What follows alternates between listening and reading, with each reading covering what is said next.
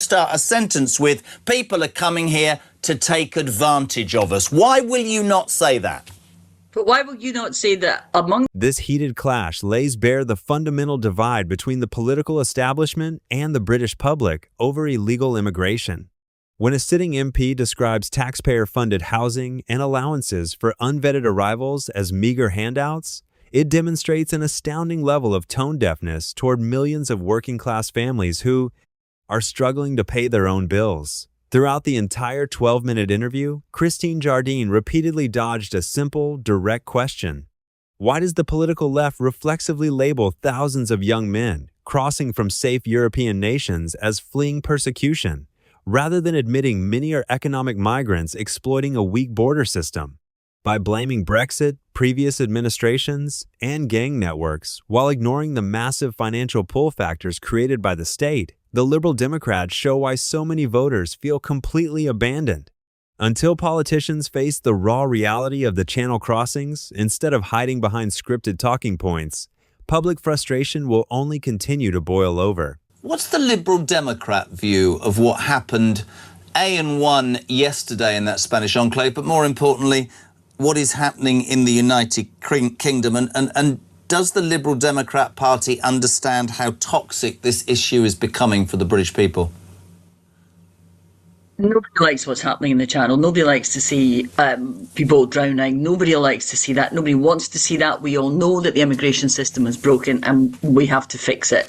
And to say that, people are not aware of it or don't care is unfair. We are all aware of it, and we're all hoping that this government gets to grips with it. And, to be fair to them, they have done a better job of getting to grips with it than the Conservative government did.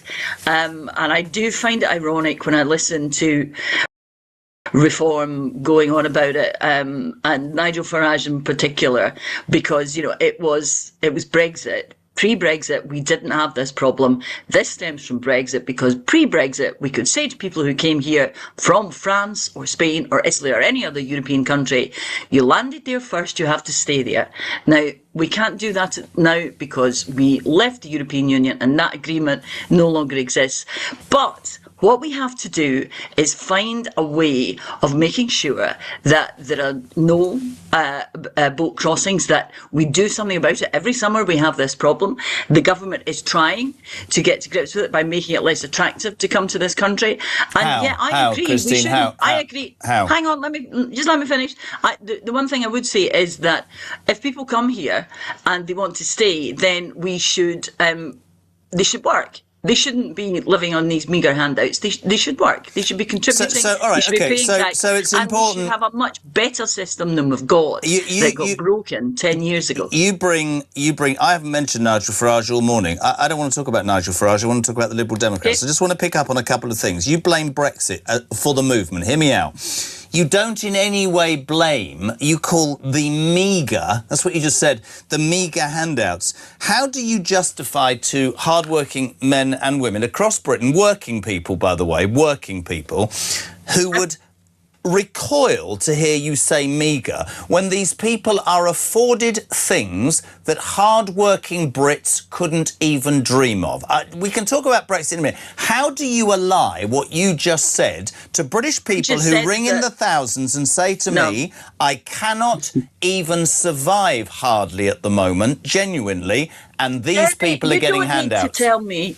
Jeremy, you don't need to tell me that. I'm an MP. I help people every week who cannot afford to pay their bills. What do they say about this? What do your constituents say about it, If you would let me speak, I would say, I talk to people every week. They come to me for help. I know what it's like. I don't sit in, London. I am here in my constituency working with people. I know the damage that has been done to people in this country by bad government over the past 10 years.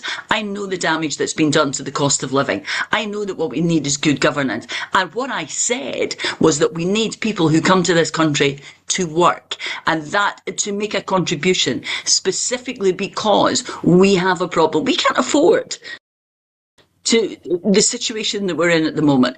So what I would say is that, yes, I want people who come here to work. I don't want them to be given handouts. I want them to work. And I have said that consistently the entire 9 years. I haven't said you haven't, but I'm trying to ask you a question. You said we want people to work. So let me ask you, because I've still can never get out of my head that Darren Jones clip. When you see, hear me out for a second, when you see not Aaron Jones, women and children, but hordes of unvetted men coming to this country, do you believe that any of them, Christine Jardine, any of them have any desire or belief that they're going to have to work? Because I don't. I think they come here for what we give them. I think that's a perfectly justifiable criticism. This is why the government, that what you are saying, the belief that people are not coming here to work, whether it's right or whether it's wrong, to give the government credit, that is why the government is trying. Yvette Cooper, when she was Home Secretary, and now Shabana moved, what they're trying to do is to disincentivise coming here, so that people who maybe think they're going to get an easy ride when they come here, are disincentivised, and that the people who come here are genuine refugees, genuine asylum seekers. But they're not. None of them are. No, hang on, Jeremy. There are, whether you agree with it or not, but and whether I agree that some of them are coming here looking for jobs, that doesn't matter. It is a simple fact that a lot of the people who come to this country are fleeing persecution. Now, what we have to do. But Christian, you're going to tell me I'm not letting you speak. You have to be able to talk in facts. I'm sorry, you have to. Yesterday we had the Home Office. I am talking in facts with the greatest respect.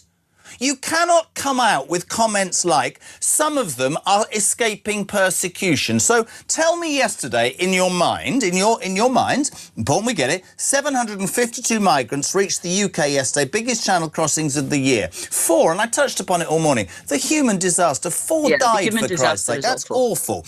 The Home Office put out, Christine, we are aware of posts circulating online that claim French law enforcement are failing to prevent it. We say, this is the UK-French cooperation, has already stopped 46,000 attempted crossings. So that's what the Home Office put out. Now, the Centre for Migration Control then put out some figures, and this wasn't reported highly, but they said that the government has claimed it's removed or deported 70,000 people, Christine. 35% of that 70,000 left without officials even knowing that A, they were here, B, they knew their names, or B, that they'd come in the first place. And 26%, Christine, I'm not blaming you, I'm trying to have the conversation, were paid to leave. When will we drop this ludicrous belief that these people who cross 7 unwar-torn countries without their wives and kids come to the United Kingdom to apparently work? They come because we give them far more, Christine, surely you can agree this, than any other country, which is why they come here, don't they?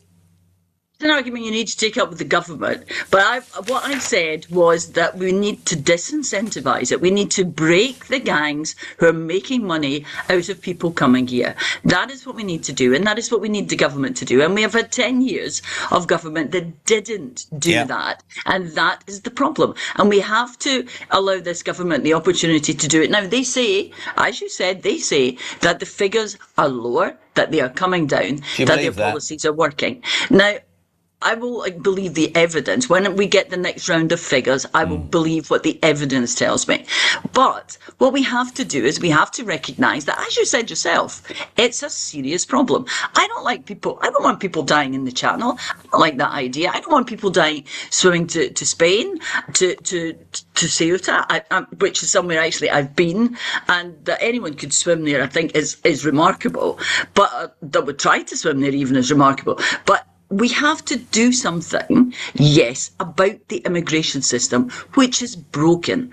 But I don't think it's as simple as just saying we need to round people up and send them away. There are people who come here with legitimate reasons, and the people who come here legally and with legitimate reasons. You think the legitimate reasons do you believe that the people that come here for legitimate reasons outweigh the people who come here because they can see absolutely what the United Kingdom gives them over and above other countries? It's a really important question. Do you believe that a majority of the 752 yesterday are coming here because they are being persecuted? I don't know why they came here yesterday, but that's what we need to find out when they get here. Well, why you think they came here? Do you think they... I'm asking you a perfectly I don't know, justifiable because I decision. Do you think they're being persecuted? I'm not going to make sweeping statements about people who I don't know and I've never met come here. What I know is we have a problem. And what I know is that we have people who come here genuinely, who come here legally, who are entitled to be here, who our system welcomes. And those people need our help. Now, if there are people who are coming here for different reasons, on boats who are coming here illegally, then that is a problem. And what we need is a government to fix it. And the government for the past 10 years haven't fixed it. And this government is trying to fix it. They say they're making progress. What I'm saying is I want to see the figures. I want to see the figures the next time they're produced. And a couple of very quick questions, because I know you're busy. Do you believe this is a national emergency, Christine? Oh, I think it's a serious problem. It's something that we haven't got to grips with. That's a particular term which involves particular things, and a legal term actually. And I think what we need is to address what is a critical problem that we have failed to address for 10 years. We need to break the gangs, and we need to make it very difficult for them, because it's gangs who are bringing people here, and the government has said that's part of their policy, and we need to hold them to that they need to break the gangs, that they need to bring the figures down, because, Jeremy, none of us like it. None of us want it. Final question. It's important to get all sides. By the way, fleeing persecution from Morocco. Jet2 is still advertising last-minute holidays, by the way. But here's the point I wanted to ask you. Why do people of a certain political ilk, and let me just say, I have everybody on this show, and that's important. Why do you start every sentence with, hear me out, please, there will be people who are coming here who are fleeing persecution? Why don't you start your sentence ever, people who are perhaps not on the right of politics, and I include Labour and the Liberal Democrats and others, the Greens, why do you start with there are people fleeing persecution, rather than there are hordes of people coming to this country who are not fleeing persecution, who have not brought their wives and kids and are having their backsides wiped by a country, hear me out, that cannot afford it? They don't have a right to be here. And actually and I hate to use it, Christine, so you'll jump down my throat, the indigenous population, the very working people that Labour and all the left apparently care about, are struggling as a result. Why won't you start a sentence with people are coming here to take advantage of us? Why will you not say that? But why will you not say that among those people are people who are fleeing persecution? Because I recognise that not everything is simple. I recognise that of the 752 yesterday, I would absolutely guarantee, I don't know, so tell me if I'm wrong, please somebody phone me, how many of the 752 were escaping persecution? I'd wager very, very, very, very few. We find that out by talking to them. And yet, the problem is the gangs. The problem is the gangs. That's what Starmer said. The government has to break the gangs. They have said they will do that, and we have to hold them to that. That the problem is that people are being encouraged by these gangs who make money out of them. They're, dying in the Channel, and that is a huge problem. And nobody, Jeremy, nobody on any side of politics thinks that that is acceptable. No, I agree with you. And none of us believe that it's acceptable. Listen, it's you important. Agree with me, my goodness. No, but that's the point. Christine, listen, genuinely hand on heart, right? The whole point, what frustrates the bits out of me about this country now is that it's become so divided. You can have a different opinion, I can have a different opinion, and that's what debate is about. And we appreciate you coming on, my darling. Thank you very much indeed, and I mean that. Christine Jardine, Liberal Democrat. This heated clash lays bare the fundamental divide between the political establishment and the British public over illegal immigration. When a sitting MP describes taxpayer-funded housing and allowances for unvetted arrivals as meager handouts, it demonstrates an astounding level of tone deafness toward millions of working-class families who are struggling to pay their own bills. Throughout the entire 12-minute interview, Christine Jardine repeatedly dodged a simple, direct question. Why does the political left reflexively label thousands of young men crossing from safe European nations as fleeing persecution, rather than admitting many are economic migrants exploiting a weak border system? By blaming Brexit, previous administrations, and gang networks, while ignoring the massive financial pull factors created by the state, the Liberal Democrats show why so many voters feel completely abandoned.